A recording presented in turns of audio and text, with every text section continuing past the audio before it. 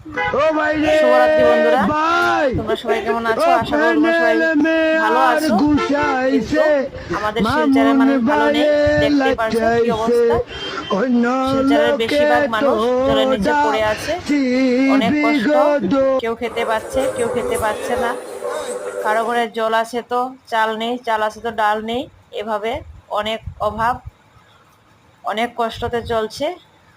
তার মাঝে যারা গর্ভবতী মায়েরা আছে ওদেরকে তো ওদের অনেক কষ্ট হচ্ছে, কেননা জল দিয়ে গিয়ে আজকে 4 দিন আগে একজন দিদি ভাই ডেলিভারি হয়েছে।